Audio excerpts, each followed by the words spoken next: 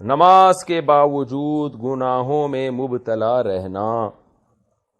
اگر کوئی شخص 5 وقت نماز پڑھتا ہو اور رشوت بھی لیتا ہو، برے کام بھی کرتا ہو، جھوٹ بولتا ہو، تو ایسے شخص کے بارے میں کیا حکم ہے؟ ہدایت اللہ کشمیر سے حدیث میں آتا ہے رسول اللہ صلی اللہ علیہ وسلم کو کسی شخص کے بارے میں بتایا گیا کہ وہ نماز بھی پڑھتا ہے اور چوری بھی کرتا ہے، تو آپ نے فرمایا عنقریب اس کی یہ نماز اس کو چوری چھڑوا دے گی اس سے۔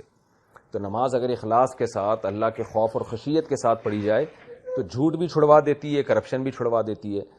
تو ایسے آدمی کو یہ کہا جائے گا کہ نماز اللہ کے خوف کو ملحوظ رکھ کے پوری پڑھا کریں، ایک فارمیلٹی پوری نہ کریں۔ تو یہ نہیں کہا جائے گا کہ آپ تو چونکہ جھوٹ بول رہے ہیں اور چوری بھی کر رہے ہیں تو ایسی نماز کا کیا فائدہ، لہذا نماز ہی چھوڑ دیں، تو یہ تو اور ڈبل جرم ہو جائے گا۔ ابھی 2 جرم کر رہا ہے، نماز چھوڑ کے 3 جرم ہو جائیں گے اس کے۔ تو نماز بے حیائی سے روکتی ہے، برے کاموں سے روکتی ہے، بشرطے کہ نماز کو نماز کی طرح پڑھا جائے۔ تو اکثر جو نمازی لوگ، یعنی نمازیوں میں جو بہت سارے لوگ ایسے بھی ہم نے دیکھے ہیں جو برائیوں سے نہیں بچتے، تو ان کی نماز میں گڑبڑ ہوتی ہے۔ ورنہ آپ خود سوچیں نا، جو 5 ٹائم اللہ کے سامنے اقرار کر کے جاتا ہوں ایاک نعبد و ایاک نستعین، اے اللہ ہم تیری ہی عبادت کریں گے، تجھ ہی سے مدد طلب کریں گے، اور بار بار اس کا استحضار ہو، اللہ کے لیے رات کو اٹھ رہا ہو، صبح اٹھ رہا ہو، سردی گرمی کی پرواہ کیے بغیر مسجد جا رہا ہو، تو جس کے دل میں اللہ کی رضا کا ایسا جذبہ ہوگا وہ کیسے جھوٹ بولے گا؟ اس کو پتہ نہیں لعنت اللہ علی الکاذبین، قرآن کہتا ہے جھوٹوں پر اللہ کی لعنت ہے۔ اور وہ کیسے کرپشن کرے گا؟ قرآن کہتا نہیں ویل للمطففین، جو کرپشن کرنے والے لوگ ہیں، جو ناپ تول میں کمی کرنے والے لوگ ہیں، وہ تباہ برباد ہو گئے، جہنم کی آگ ہے ان کے لیے۔ تو نماز اگر نماز سمجھ کے پڑھی جائے تو برائیوں سے انسان کو روکتی ہے۔ تو ایسے شخص کو چاہیے کہ وہ نماز میں دل لگائے اور ان برائیوں سے بچنے کی کوشش بھی کرے۔ قسمت کو برا کہنا کیسا ہے؟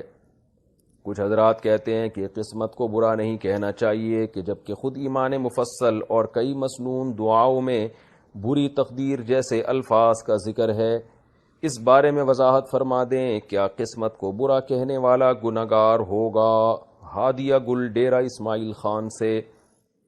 ایمان مفصل ایمان مجمل میں قسمت کو برا نہیں کہا گیا، بلکہ یہ کہا گیا ہے والقدر خیرہ وشرہ من اللہ تعالی، آپ کی تقدیر اچھی ہو یا بری ہو اللہ کی طرف سے ہے۔ کیا مطلب؟ اگر آپ کے حالات خراب آ رہے ہیں تو یہ بھی اللہ کی طرف سے ہے۔ تو یہ مطلب نہیں ہے کہ ہمیں یوں کہا جا رہا ہے کہ تقدیر کو یہ بولو کہ یہ میری تقدیر بری ہے، یعنی کچھ حالات انسان پر خراب بھی آ جاتے ہیں بعض دفعہ، اس معنی میں اس کو برا کہا گیا ہے، اور اس کی نسبت اللہ کی طرف کی گئی ہے کہ آپ کے حالات اچھے ہوں یا برے ہوں، اللہ کی طرف سے ہیں۔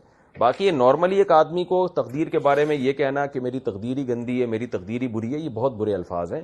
اللہ کا شکر ادا کرنا چاہیے، اور اگر آپ کے حالات خراب ہو بھی رہے ہیں تو آپ یہ سوچیں کہ اسی میں میرے لیے خیر ہوگی۔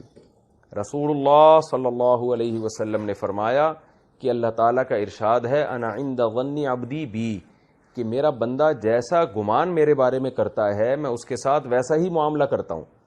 آپ اللہ کے بارے میں اچھا گمان رکھیں۔ اگر آپ کے ساتھ پریشانیاں بھی آ رہی ہیں تو آپ یہ کہیں میری تقدیر میں یہی لکھا تھا اور اسی میں میرے لیے خیر ہوگی۔ گویا یہ اس وقت کے اعتبار سے تو بری لگ رہی ہے، لیکن نتیجے کے اعتبار سے یہ اچھی تقدیر ہی ہوگی۔ تو اگر اچھے الفاظ سے تقدیر کو یاد کریں گے، تقدیر کی نسبت کریں گے، تو اللہ بھی اس کو اچھا ہی کر دے گا آپ کے لیے۔ اور اگر ایسے ہی کہتے رہیں گے جیسے لوگ کر رہے ہیں ہائے میری تو قسمت ہی خراب ہے، ہائے میرے ساتھ تو کبھی اچھا ہوا ہی نہیں ہے، تو ایسے لوگوں کے ساتھ پھر واقعی کبھی بھی اچھا نہیں ہوتا۔ تو اس لیے تقدیر کو برا بھلا نہیں کہنا چاہیے۔